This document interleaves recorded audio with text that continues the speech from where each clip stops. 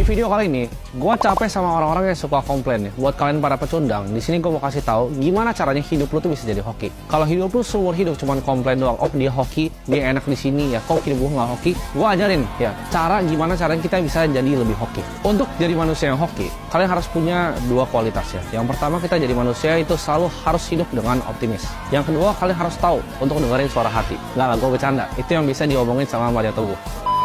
Tapi gue bakal kasih tahu kalian ya, gimana cara beneran bisa jadi hoki. Kalian jangan close dulu videonya, karena itu gue nggak mungkin ngajarin kalian untuk hidup lebih optimis ya. Jadi ini konsep yang gue ambil dari waktu gue pernah dengar podcastnya Joe Rogan sama Naval Ravikant sekitar 3 tahun lalu. Konsepnya ini sebenarnya kasih 4, tapi yang menurut gue bisa diterapin ke kalian itu ada 3 ya. Hoki itu bisa dibuat dengan 3 cara. Yang pertama, itu yang paling banyak orang tahu ya, yaitu kita nyoba.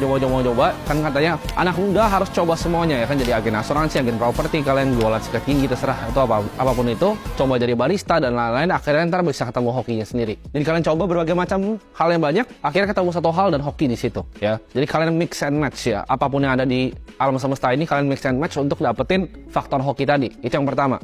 Yang kedua itu yang semua dibilangin kalau kalian dengar di podcast Indonesia, bahkan gue sendiri pernah ngomong, ketika kalian udah siap dan ketemu dengan kesempatan. Jadi ada sebuah kesempatan dan kalian siap. Misalnya kalian tuh jago jualan lalu ditawarin jadi sales ya, itu siap ketemu dengan kesempatan. Itu hoki yang kedua.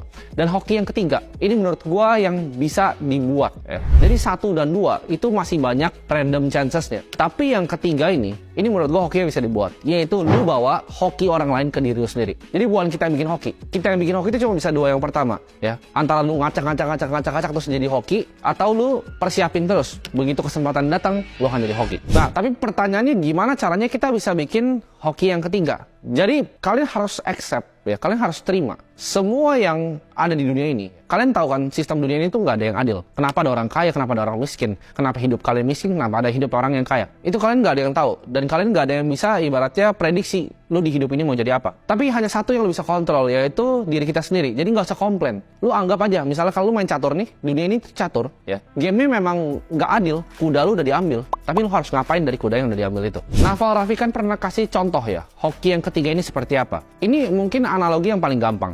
Anggaplah lu adalah penyelam paling handal di dunia. Lu bisa turun ke dalam yang orang lain gak ada yang bisa masuk. Lu tuh penyelam yang paling jago lah di dunia. Gak ada yang lebih jago dari lu. Lu nyelam ke tempat orang-orang penyelam yang jago yang lainnya tuh takut. Misalnya nih ya, ini gua kasih contoh dengan hokinya orang